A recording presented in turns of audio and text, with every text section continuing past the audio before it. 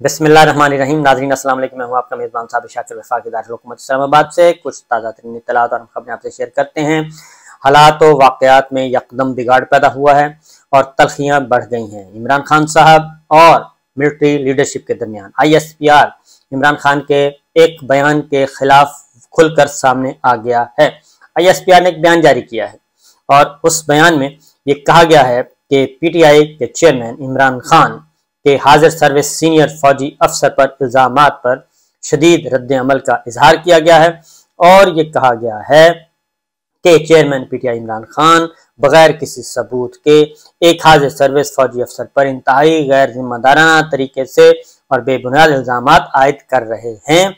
ये मनगढ़ंत और बदनीयती पर मबनी इल्जामात इंतहाई अफसोसनाक हैं, काबिल मजम्मत हैं, नाकाबिल कबूल हैं, इंतहाई अफसोसनाक हैं। और फिर ISPR के तर्जुमान की तरफ से ये भी कहा गया है कि ये सिलसिला बन चुका है जिसमें गुज़श्ता एक साल से वो कहते हैं ये सिलसिला बन चुका है जिसमें फौजी और इंटेलिजेंस एजेंसियों के अहलकारों को सियासी मकासद के हसूल के लिए इश्तियाल अंगेजी और सनसनी खेजी प्रोपेगेंडे के जरिए निशाना बनाया जाता है। तर्जुमान ने मुतालबा किया है कि मज़कूरा सियासी रहनुमा कानूनी रास्ता इख्तियार करें और झूठे इल्जामात लगाना बंद करें। बसूरत दीगर इदारा झूठे और बेबुनियाद बयानात और प्रोपेगेंडे के खिलाफ कानूनी चाराजोई का हक महफूज रखता है। यह स्टेटमेंट जारी की गई है। इमरान खान साहब ने एक स्टेटमेंट दी है। इमरान खान साहब के स्टेटमेंट की तरफ भी आते हैं क्योंकि गुज़श्ता 13 माह में जो कुछ रिजीम चेंज के बाद हुआ वो बहुत ही अंदोहनाक हुआ है रिजीम चेंज के बाद। और ये पहली रिजीम चेंज है और ये पहला 75 साल की तारीख में ये पहली दफ़ा हो रहा है कि बहुत ज़्यादा जुल्म किया गया है लोगों पे और बहुत ज़्यादा जुल्म किया गया है।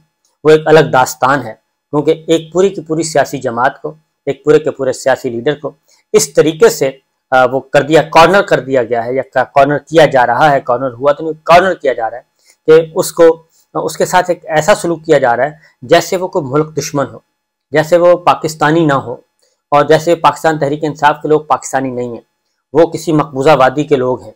इस तरीके से उनके साथ ये सलूक किया जा रहा है और ये सलूक ही दरअसल तल्खियाँ बढ़ा रहा है। उसकी वजह यह है कि ये मामला था हुकूमत और अपोजिशन के दरमियान। हुकूमत और अपोजिशन के दरमियान था 29 नवंबर से पहले तो जनरल बाजवा साहब थे और जनरल बाजवा साहब को क्या कुछ नहीं कहा गया, जनरल बाजवा को, जनरल फैज़ को क्या कुछ नहीं कहा गया और दीगर फौजी अफसरान को क्या कुछ नहीं कहा गया। और किसने कहा? मौलाना फजलुर रहमान साहब ने कहा, शहबाज शरीफ साहब ने कहा, नवाज शरीफ साहब ने कहा और मुस्लिम लीग नवाज की पूरी लीडरशिप ने कहा। मौलाना फजलुर रहमान के साथ उनके नीचे लोगों ने कहा, क्या कुछ नहीं कहा गया। और टीवी पे बाकायदा तौर पे उनकी तस्वीरें दिखा के उनको गालम गलोच की गई। ये सब कुछ पिछले 13 माह से भी यही कुछ हो रहा है। उससे पीछे को तो छोड़ दें, उससे पीछे तो जनरल बाजवा के साथ जो कुछ इन्होंने किया, जनरल बाजवा को, जनरल फैज़ को, दीगर जर्नैलों को एक लामतनाही सिलसिला है। लेकिन उन सब के साथ फिर जरदारी साहब, इनसे ईंट बजाना, ये सारे के सारे उन सब को ला के इख्तदार दे दिया गया। जो लोग गालम गलोच कर रहे थे फौज को, फौजी क़यादत को लताड़ रहे थे, बराह रास्त धमकियां दे रहे थे, खुलेआम जलसों में कर रहे थे, रिपीट करने की जरूरत नहीं, सारी रिकॉर्ड पे हैं, उन सब को इख्तदार दे दिया गया, इख्तदार में लाके बिठा दिया गया। और उसके बाद जो एस्टेब्लिशमेंट और मिलिट्री लीडरशिप के साथ खड़ी थी सियासी जमात और सियासी लीडर, उनको क्या किया गया? उनको दीवार के साथ लगा दिया गया और उनके साथ 25 मई गुज़श्ता साल से लेके आज तक एक ही सलूक रवा रखा जा रहा है और उनके साथ ऐसे बुनियादी इंसानी हकूक की खिलाफ वर्जी, अदालती फैसलों को पामाल किया जा रहा है, सब के सब वो किया जा रहा है। अब और फिर इमरान खान पे कातलाना हमला भी हो चुका है।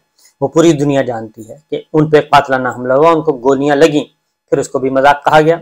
और फिर जिस तरीके से इमरान खान पे जो कातलाना हमला हुआ, उस कातलाना हमले को दबाया गया, वो दबाया गया, न सिर्फ दबाया गया बल्कि अब तक दबाया जा रहा है। उसमें आज़ादाना तहकीकात नहीं हो रही, ये एक अलग चैप्टर है। उसके बाद शहीद अरशद शरीफ का मामला है, उसकी कल फिर हियरिंग है। शहीद अरशद शरीफ का कत्ल हुआ और उनको केनिया में जाके कत्ल किया गया। फैक्ट फाइंडिंग टीम ने बहुत सारे इशारे अपने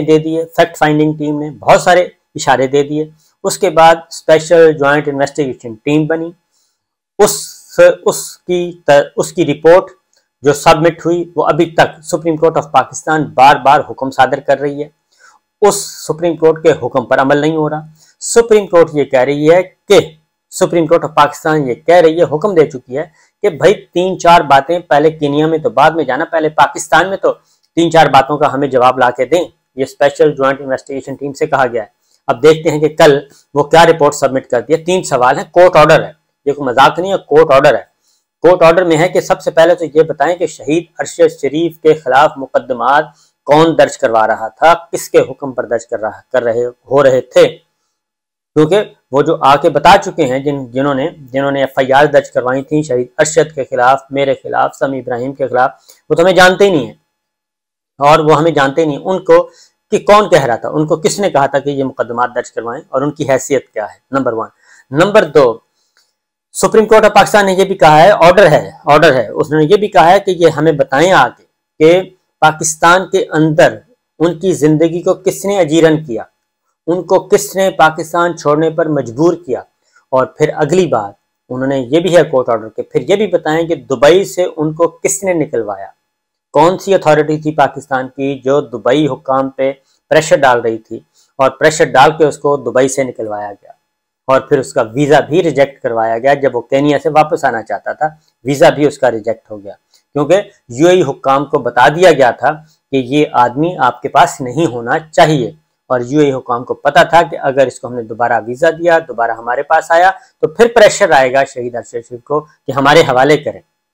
तो ये सारी चीज़ें जो हैं, दफ्तर खारजा उसमें किस हद तक इन्वॉल्व था और हमारी इस्टेब्लिशमेंट किस हद तक इन्वॉल्व थी, ये सारा खेल कौन खेल रहा था, ये है वो शहीद अरशद शरीफ का मामला और फिर इमरान खान साहब के कत्ल का मामला, कातलाना हमले का मामला। तो ये सारी चीज़ें जो हैं वो अब इमरान खान साहब ने उस वक्त एक FIR दर्ज करवाई, उसमें जनरल फैसल नसीर साहब का नाम लिया गया, वो है DGC ISI, और उनका नाम शहीद अरशद शरीफ की फैमिली ने भी शहीद अरशद शरीफ मर्डर केस में भी लिया। ये कॉमन, उधर इमरान खान साहब उन पे इल्ज़ाम आयद कर रहे हैं, उधर वो शहीद अरशद शरीफ की फैमिली इल्ज़ाम आयद कर रही है। तो ये दोनों, और उसके बाद शहीद अरशद शरीफ की फैमिली ने भी एक एप्लीकेशन दी हुई है कि हमारी FIR, उनकी वालदा ने कहा है कि FIR दर्ज की जाए, वो नहीं हुई। और उसके बाद दूसरी जानिब इमरान खान साहब ने भी FIR के लिए दरख्वास्त दी, वो FIR भी दर्ज नहीं हुई। तो लिहाजा उस दौरान फिर ये हुआ कि लोगों को उठाया गया, लोगों को बेलिबास किया गया, उसमें इमरान रियाज खान भी हैं, जमील फारूकी भी हैं, फिर अयाज अमीर साहब की भी को भी तशद्दुद का निशाना बनाया गया, समी इब्राहिम, आरिफ हमीद भट्टी और दीगर, शाहिद असलम और दीगर रहनुमा मौजूद हैं, दीगर पॉलिटिकल रहनुमा भी मौजूद हैं, सहाफ़ी भी मौजूद हैं, उनके साथ भी यही कुछ हुआ। सदीक जान उसमें गिरफ्तार हुआ। तो ये एक पिछले 13 माह से ये सिलसिला चल रहा है, मुसलसल चल रहा है, जो अभी तक बंद नहीं हुआ। और अब तक इमरान खान साहब कह रहे हैं, पहले वो नाम नहीं लेते थे, पहले वो उसके लिए वर्ड यूज करते थे डर्टी हैरी, लेकिन 3 दिन पहले उन्होंने कहा कि अब मैं नाम ले रहा हूं। और उसकी वजह ये है, वो कहते हैं कि मुझ पे एक दफ़ा कातलाना हमला, गोलियां चल चुकी हैं, दूसरी दफ़ा मुझे कत्ल करने की प्लानिंग की जा चुकी है और अब तीसरी दफ़ा भी की जाएगी। और फिर एक और बात भी की हो रही है, और वो ये कि एक और कैंपेन लॉन्च की जा रही है। तो वो एक अलग दास्तान है, लेकिन पहले ISPR ने आज ये बात कर दी और उन्होंने कहा, तो सूरत हाल ये है कि जब मोहतरमा मरियम सफदर साहिबा ने जब ये सारा कुछ किया, उस वक्त ऐसा क्यों नहीं किया गया, और जब नवाज शरीफ साहब ने किया तो ऐसा क्यों नहीं किया गया, जरदारी साहब ने किया, मौलाना फजलुर रहमान साहब ने किया, जनाब जावेद लतीफ़ साहब तो अब तक कर रहे हैं, तलाल चौधरी साहब अब तक कर रहे हैं, राना सनाउल्लाह साहब अब तक कर रहे हैं, ख्वाजा आसिफ साहब कर रहे हैं, सब के सब कर रहे हैं, मुस्लिम लीग नवाज के तो बेशुमार लोग कर रहे हैं, मौलाना फजलुर रहमान साहब के लोग कर रहे हैं, लेकिन ऐसा कोई स्टेटमेंट नहीं आता। उसकी रीज़न क्या है? उसकी रीज़न, क्योंकि कल भी हमने देखा और फिर जो 13 माह में हुआ पाकिस्तान तहरीक इंसाफ के साथ, और पाकिस्तान तहरीक इंसाफ, इमरान खान और मीडिया के साथ जो कुछ हुआ, उसका अभी तक किसी किस्म का कोई मदावा नहीं किया गया, कहीं भी नहीं किया गया, और सब के सब बेयारो मददगार और एक खौफ हरास है पाकिस्तान के अंदर। पिछले 13 माह में खौफ हरास की हालत है और हर तरफ एक कुछ नहीं पता, गैर यकीनी की सूरत हाल है, कब कौन किसको उठा ले कुछ पता नहीं। और ये सारा कुछ हुआ, श्री मजारी साहब का भी वाक़या हो चुका है, और फिर पॉलिटिकल पाकिस्तान तहरीक इंसाफ के जो बेशुमार लोग हैं वो एक अलग तो ज़्यादा इमरान खान साहब बार बार ये कह रहे हैं कि ये फ़ौज भी मेरी है और ये मुल्क भी मेरा है, हम सब एक हैं, फ़ौज के खिलाफ कोई ऐसा काम नहीं करना। हम भी ये कहते हैं कि फ़ौज के साथ ऐसा काम नहीं करना, फ़ौज के साथ इज़हार यकजहती करनी है। फ़ौज सिर्फ 2-3 लोगों का नाम नहीं है, फ़ौज एक इंस्टीट्यूशन है, फ़ौज शुहदा की फ़ौज है और शुहदा कुर्बानियाँ देते हैं, सरहदों के मुहाफ़िज़ हैं।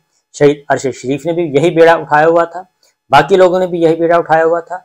लेकिन अब ये सूरत हाल हो गई है कि वो सारे के सारी लौट तो आपने उड़ा के रख दी, उसको तो कर दिया क्रश, और उसका जुर्म अभी तक जुर्म सामने नहीं आ सका कि उसका जुर्म क्या था और क्यों ऐसा किया गया। वो एक बहुत सारे सवालात हैं, अभी तक ऐसा कुछ समझ नहीं आई कि क्यों किया गया। और उन सब के अलावा ARY है, उसमें बोल TV है, सारे के सारे शोएब शेख साहब हैं, सलमान इकबाल साहब हैं, हमाद यूसुफ हैं, उनके साथ जो कुछ हुआ। तो ये सारी जो चीज़ें हैं जी, ये रिकॉर्ड पे मौजूद हैं। और इसलिए अब हुआ ये है कि जिन लोगों ने जो समझे जाते थे कि ये अफवाज पाकिस्तान और इंस्टीट्यूशंस के और जुडिशरी के साथ, सब के सब उनके साथ खड़े होते हैं और उनको डिफेंड करते थे और आज खुद करते थे और ये अपनी कॉन्स्टिट्यूशनल रिस्पॉन्सिबिलिटी समझते, कौमी फरीज़ा समझ के कर रहे थे, उन सब को तो बना दिया गया, मुल्क दुश्मन के खाते में डाल दिया गया और उनके साथ मुल्क दुश्मनों जैसा सलूक किया गया। ये पिछले 13 माह से यही कुछ हो रहा है और आज तक हो रहा है। तो मेरा ख्याल है कि सोचने की बात यह है कि क्या वजह है कि ये सब कुछ हुआ, क्योंकि जो हुक्मरान इत्तेहाद है वो तो सीधा वो तो पहले दिन से उसके तो सारा पता है और अब भी है, कभी भी वो नहीं कहेंगे। अब जनरल फैसल नसीर के खिलाफ जब इमरान खान साहब ने बात की तो लंदन से शहबाज शरीफ साहब उनके हक में आए और उधर से पाकिस्तान पीपल्स पार्टी जरदारी साहब उनके हक में आए और उन्होंने फ़ौरन ये कहा कि जनाब ऑनरशिप ली। तो मेरा ख्याल है कि पहले पिछले लोगों का भी साथ अगर हिसाब कर लें, इस पे ब्रॉड बेस करें कार्रवाई, तो मेरा ख्याल है कि ज़्यादा अच्छा होगा। और ISPR को इसी वजह से हमारी फ़ौज, हमारा इंस्टीट्यूशन जो है वो बहुत हद तक कमज़ोर हो चुके हैं। उसकी रीज़न है कि जब आप इंसाफ नहीं करेंगे, जब आप लोग इंसाफ नहीं करेंगे और जुल्म और ज़्यादती, आप अच्छे और बुरे की तमीज़ नहीं करेंगे और बल्कि बुरों को अच्छा समझेंगे और अच्छों को आप बुरे के खाते में डालेंगे, तो ये सारी चीज़ें फिर इसी तरीके से आएंगी और इसका कोई मदावा नहीं होगा। मेरा ख्याल है दुखों का मदावा करना चाहिए। और आखिर क्या वजह है कि बहुत सारे लोग इस वक्त डॉक्टर मुईद, वजाहत एस खान, आदिल राजा, बहादुर मेहदी, शाहीन सहबाई, ये सब के सब, ये तो क्यों, इनको क्या हुआ है, इनको क्या तकलीफ है, कोई तकलीफ क्या है, कोई क्या ये मुल्क दुश्मन थे, क्या ये सारे के सारे कोई इंडिया से जाके मिल गए थे या गैर मुल्की एजेंसियों के साथ मिल गए थे? कुछ भी नहीं था। उनके साथ क्या हुआ? ये है कि जब ये सब कुछ पिछले 6 साल में उस वक्त हुआ जब army chief general Qamar Javed Bajwa साहब जो थे वो बराजमान थे और उनके अमूर जो हैं वो चला रहे थे उनके ससुर।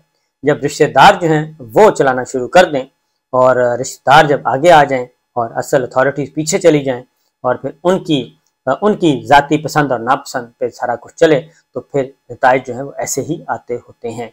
सोचने की बातें हैं, सोचिए ज़रा। इजाज़त दीजिए, अल्लाह हाफिज़।